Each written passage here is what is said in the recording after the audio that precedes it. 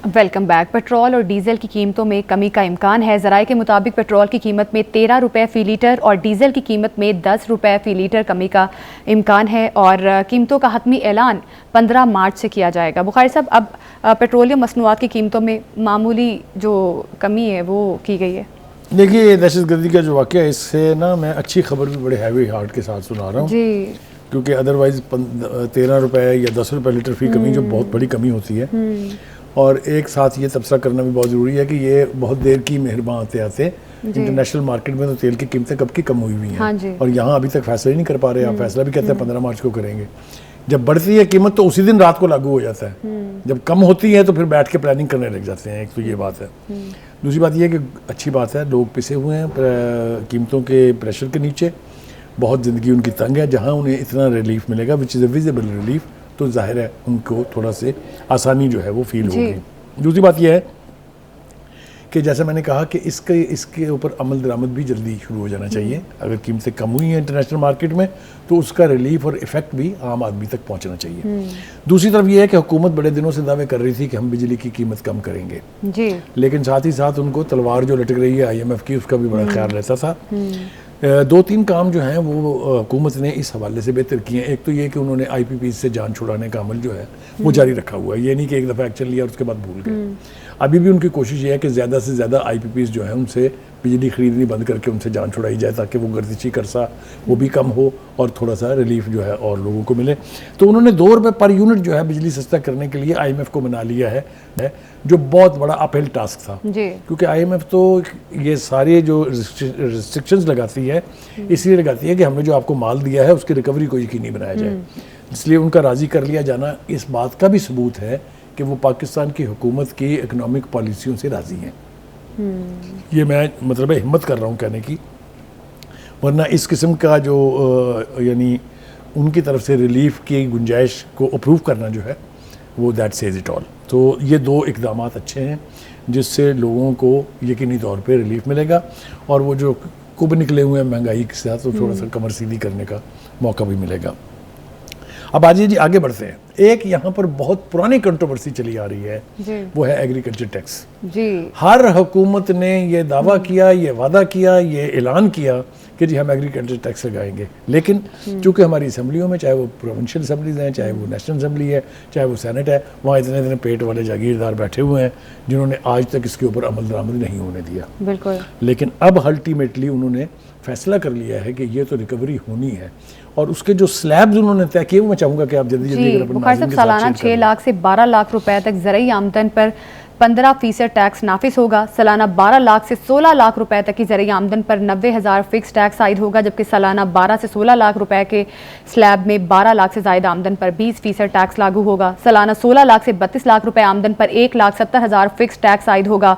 इसी तरह सालाना 16 से 32 लाख रुपए के स्लैब में 16 लाख से ज़ायद आमदन पर 30% टैक्स होगा, जबकि सालाना 32 से 56 लाख रुपए आमदनी पर 6,50,000 रुपए फिक्स टैक्स होगा। सालाना 32 से 56 लाख रुपए के स्लैब में 32 लाख से ज़ायद आमदन पर 40% टैक्स होगा। सालाना 40 से 56 लाख रुपए तक ज़रूरी आमदनी पर 16,10,000 रुपए टैक्स होगा, जबकि सालाना 56 लाख रुपए से आमदन पर 45% टैक्स नाफिस होगा। देखिए, ये जो आपने बड़ा अच्छा किया, अपनी तफसील जो है सारी अपने नाज़रीन को बता दी है।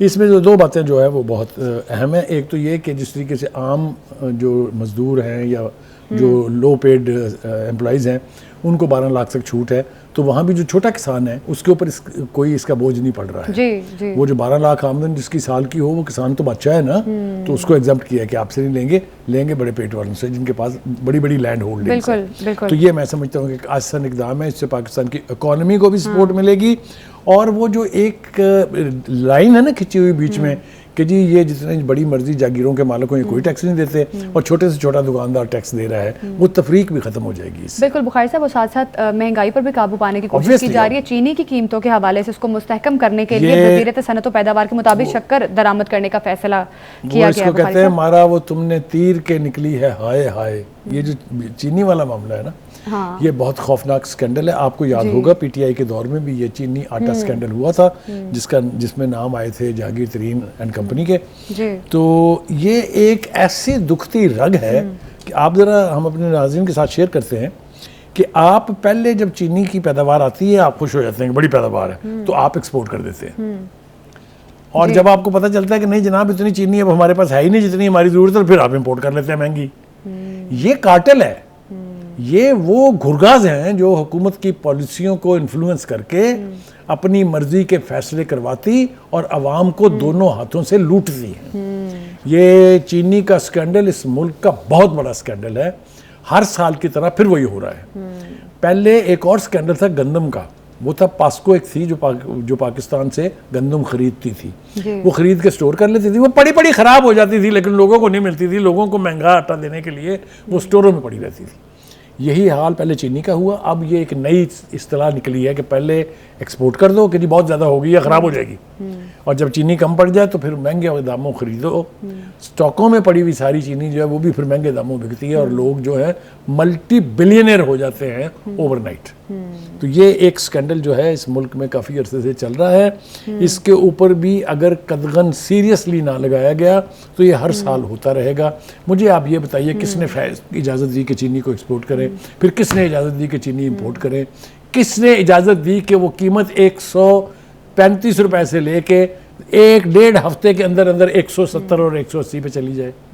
तो ये मतलब है ये आम आदमियों से खिलवाड़ रहे हैं। चीनी सिर्फ गरीब अमीर तो नहीं खाता, वो तो गोलियां फकता है ना, इसलिए कि सारी ज़िंदगी उसने खा खा के और अपने आप को तबाह किया हुआ होता है।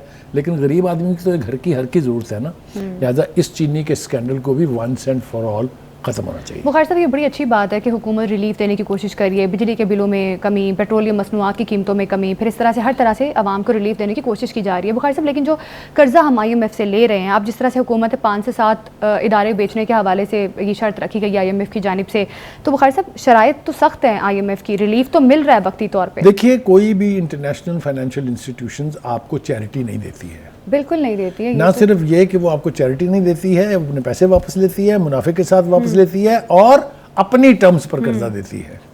ये सवाए एक चाइना को एक्सेप्शन छोड़ दें आप या सऊदी अरब और UAE को छोड़ दें तो बाकी तो सारे फिर हमारी खाल उतारते हैं ना।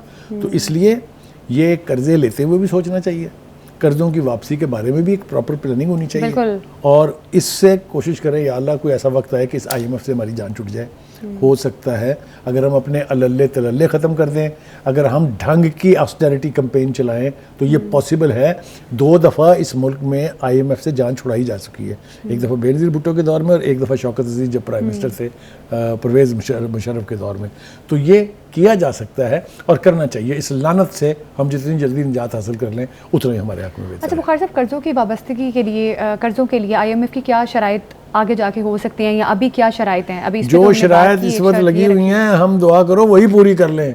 इतने कदगन है कि आप सोच नहीं सकती हैं। मैंने कहा ना कि वो पैसे तो दे देते हैं लेकिन उसकी वापसी के लिए हमसे वो कुछ करवाते हैं जो अगर मैं और आप बैठ के एक्चुअली शेयर करने लगे अपने नाज़रीन के साथ तो हम तौबा तौबा कर उठेंगे कि ऐसे कर्जे नहीं चाहिए जिसमें हमारा बजट भी कोई और बनाए, हम अपने बजट में अवाम का गला भी घोंटें किसी के कहने के ऊपर। ये सूरत हाल जितनी जल्दी ख़त्म हो जाए उतनी ही बेहतर है। बुखारी साहब, पहले भी हमारा मुल्क जो था बिल्कुल डिफ़ॉल्ट के करीब था बुखारी साहब, और बड़ी अलार्मिंग सिचुएशन थी, लेकिन फिर गवर्नमेंट ने आके काफ़ी हद तक सूरत हाल बेहतर की है। अब आपको क्या लग रहा है कि ये जो कर्ज़ों की अदायगी है क्या पाकिस्तान बर वक्त कर सकेगा? देखिए ये एक मैंने कहा ना कि कुछ ऐसी चीज़ें होती हैं जिसके इंडिकेटर्स आपको बताते हैं। IMF की टीम इस वक्त भी पाकिस्तान में मौजूद है, उनके साथ जो मुज़ाकरात हो रहे हैं वो $1 बिलियन की एक नई किस्त उन्होंने देनी है जो कि मुस्बत अंदाज में आगे बढ़ रहे हैं। इसका मतलब ये है कि जो कंडीशनैलिटीज़ हम पर थी हम उस पर अमल पैरा है और बहुत करीब करीब हैं, इसीलिए IMF ने किसी नेगेटिविज़म का मुजाहरा नहीं किया है। तो हम ये तवक्को करते हैं कि हुकूमत को ऐसी पॉलिसीज़ बनानी चाहिए कि आइंदा जिस तरह प्राइम मिनिस्टर ने 2-3 बार ये कहा है कि प्रोग्राम की हमें ज़रूरत नहीं पड़ेगी, हम IMF से निजात हासिल करने की अच्छा बुखारी साहब, एक और पॉइंट, निजकारी कमीशन ने भी यकीन दहानी करवाई है कि PIA को जुलाई तक भेज दिया जाएगा। अभी तक हुकूमत नहीं कर सकी ये, तो क्या लग रहा है जुलाई तक ये मुमकिन हो सकता है? देखिए इसकी बुनियादी वजह यह है कि आपकी एक जो है ना इसको कहते हैं स्टार्टिंग प्राइस, जो आप कहते हैं कि इससे कम पे तो हम नहीं बेचेंगे। अभी तक तो कोई ग्राहक उस पर ही नहीं आया है, यानी जो इंटरनेशनल बायर्स हैं अभी तो उन्होंने वही कीमत नहीं लगाई है जो हमने मिनिमम रखी हुई है। तो बेचने का मतलब ये थोड़ी है कि घर के बर्तन बेच रहे हैं जिस भाव में मर्जी बेच जाए। पहले ये मामला जात बहुत स्कैंडलस रहे हैं। PIA की निजकारी जो है वो सिर्फ PIA के जहाज नहीं है, बिल्कुल PIA की प्रॉपर्टी इतनी है इंटरनेशनल कम्युनिटी में, फ्रांस में है और हार्टलैंड ऑफ न्यूयॉर्क में है रोजवेल्ट होटल जिसको आप कहते हैं। तो कहने का मतलब ये है कि ये अमल पूरा होना चाहिए, जल्दी होना चाहिए, लेकिन ये नहीं कि करके बांटे, जिस पाव भी बेचने हैं वो बेचें। We should try to get and fetch the maximum price of our goods जो हमने निजकारी की लाइन पर रखी हुई हैं। 5 बड़े अदारे हैं इंक्लूडिंग PIA, तो हम दुआ करते हैं कि अल्लाह करे कि ये प्रोसेस भी जल्दी पूरा हो। बिल्कुल, ये प्रोसेस भी यकीनी तौर पर जल्दी पूरा हो और आवाम को हुकूमत की जानिब से जो रिलीफ दिया जा रहा है और जो IMF को कर्ज़ों की अदायगी के हवाले से पाकिस्तान ने यकीन दहानी करवाई है, उम्मीद की जा सकती है कि कर्ज़ों की अदायगी भी पाकिस्तान बिल्कुल सही और दुरुस्त तरीके से बर वक्त कर सके।